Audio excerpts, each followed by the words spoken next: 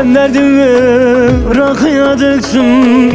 Ya ben olacağım, ya ben olacağım.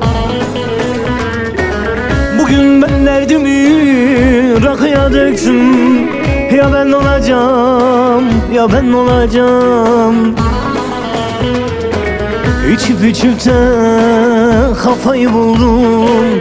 O kızın elinden kanser olacağım. İçip içip de kafayı buldum. Yar senin elinden manyak olacağım. Ya ben olacağım, kız ben olacağım. Yar senin elinden deli olacağım. Ya ben olacağım, kız ben olacağım. Yar senin derdinden verem olacağım. Aklımı başımdan firar eyledim.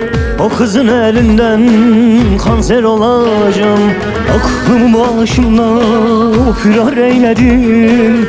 Yar senin elinden ya ben olacağım.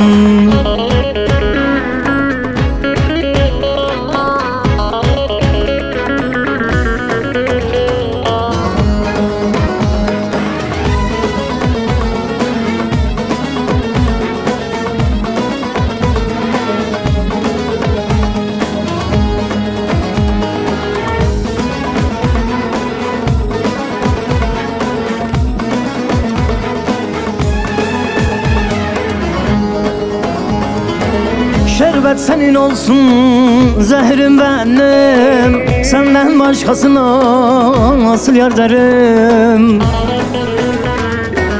Şerbet senin olsun, zehrim benim ey.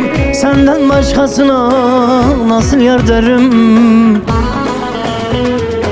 Aklımı başımdan firar eyledim. Yar senin elinden kanser olacağım.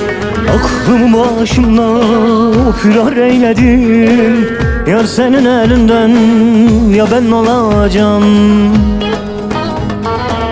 Ya ben olacağım, kız ben olacağım. Yar senin derdinden verem olacağım. Ya ben olacağım, kız ben olacağım. Yar senin derdinden verem olacağım. Sevdamıza kıyıp çekip gidersem Antep ellerinden kanser olacağım. Sevdamıza kıyıp çekip gidersen Maraş ellerinden verem olacağım.